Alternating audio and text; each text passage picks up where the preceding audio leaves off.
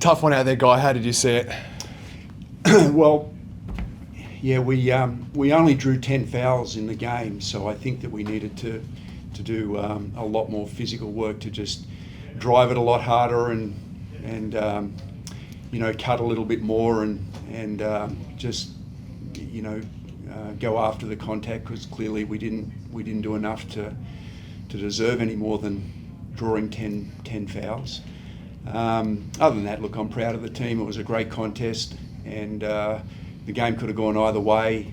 Credit to the Flyers. I think that they were just a little bit better for the majority of the game. Hit some shots from some non-shooters that, credit to them. The shots went down. And, a couple for us just rimmed in and out down the stretch, which could have made the difference. But, look, it was a high-quality game, and hopefully everyone really enjoyed it. CG, how did you see it out there? Look, it could have gone either way out there, and obviously it was a great crowd to play in front of. Yeah, it was an incredible crowd to play in front of.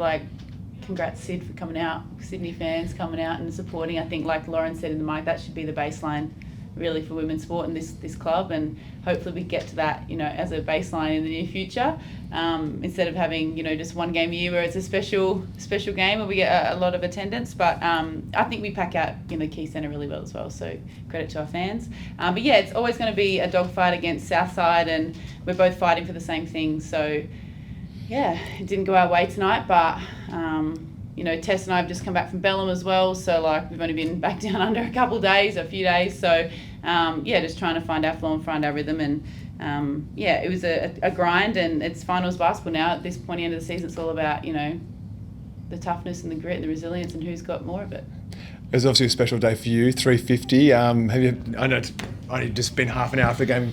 Have you had a bit of time to reflect? I think we talked before, and you said this year you've actually had a bit of time to reflect on all the milestones you've achieved. Yeah, it's wild. It just reminds me, I'm just I've been around for a hot minute. I'm part of the furniture of the league at this point. There's been a lot this season. You are. Hey, it's my turn to talk, mate. You pipe down. It's really cool. I actually said to my husband, I was like, oh yeah, just another game, 350, not a big deal, all good. And then my phone was hot today with just a lot of love, and then obviously you put together a beautiful spread of the video and my mates and my family, which is really cool. My dad cracked me up. I didn't even put a shirt on for it. No. And he called me dear. He's never called me that. I was like, oh God, what the heck? But no, I'm so embarrassed. No, but no, it was really cool. Unfortunately, I would have taken the win any day of the week over celebrating a 350. But here's the 350 more. No. And Guy, you've obviously been a big part of those 350 games. What can you say about Cayla and the journey? Oh, look, hopefully I said it beforehand, and Cayla's the reason I'm so grey. That would be the main thing. I'm just kidding, obviously. He's not.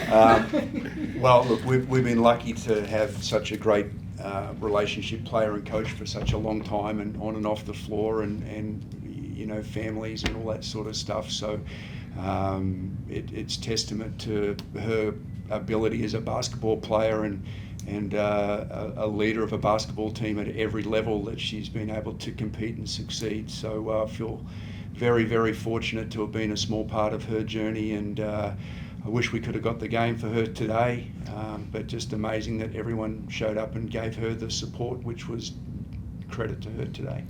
Paul? Guy, it was a really close game. The scores were so close towards the end of the fourth quarter. There was nothing in it. How did you find it from your perspective as a coach, just watching that and trying to react to what was happening? Look, I felt that we just didn't quite nail some basics that we were trying to do, and we just need a little bit better execution. But sometimes too, it's just the shot drops or the shot doesn't drop, and I think that Swano and Tess were 0 of 9 from the 3-point line between them, which is very unusual that would occur. And they were on the receiving end of some wide open shots, and particularly late in the game. And I think that one of Tess's was all but down and then rolled out late in the fourth. That could have made a big difference to the game. So you're talking about the smallest of margins. So we need a little bit better execution. I thought we over-dribbled the ball a little bit at times instead of moving the ball early, and we'll go back to work on that. But yeah, look, as I said, credit to them. They had some non-shooters that hit some threes, and our shooters didn't hit some threes, and so that's how the game can turn. Now that we're getting down to the pointy end of the season, and particularly with the ladder the way it is, pretty much anybody could end up being in that Final Four. Who do you see as being the biggest threats? We're the biggest threat to ourselves. Okay. Cayla, 350, and it was a tough game, but it was a really close game. A lot of amazing performances out there. How do you feel when you're playing in a game like this, which is so close, and particularly in front of a crowd like today's? Yeah, I love a big crowd. It's not uncommon to. I've just played against Brazil and that was wild.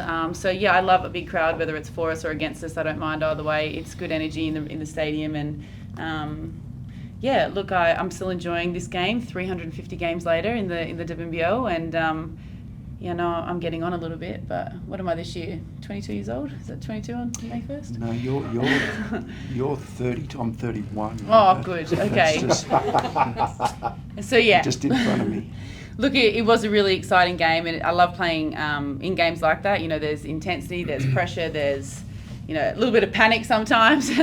And that's, you know, that's the exciting part. Although it is fun to win by 32, but those are the games where you build character, especially going into a finals. I think, you know, if we're successful in making the playoffs or the finals, we're in Australia now, we're not in America, we say finals here, then I think a game like that will just, you know, help us to build resilience and know what it feels like moving forward and just grinding out wins, which we have done this season before. Although tonight didn't go our way, I think, you know, we'll sharpen some things up. Like I said, Tess and I are back in the fold now. We've been in a whole other system for 2 weeks, so coming back in and just, you know, doing things the Guy way, and then we'll, you know, sharpen up and go to Townsville and hopefully get a win and solidify ourselves as a playoff contender. Better hurry up and get those things done. Okay, one final question. Clean sweep in Brazil. Opals are going to Paris. What was that like for not just you but for the whole team? Can you just let people know what it felt like? Yeah, it felt amazing. Look, there's a lot of pressure that comes with being an Opal, and I welcome it because I love playing for Sydney, but my favourite team to play for is the Opals, and so like I said, with that comes pressure, and there's a legacy piece that is the Opals, and there's an expectation, so you have to meet that expectation, or else, like, I think someone in the comments said, if you don't qualify you can walk home. Well, there's just a lot of and that's cool because comments are going to be comments, social media will be social media, but that kind of made me laugh. But there is a very high expectation on us, and we welcome it because, you know, like I said, there has been a lot of great teams come before and that have qualified, and, you know, I don't know that the Opals have missed out on the Olympics since 92. I think they missed out on Barcelona. Yeah.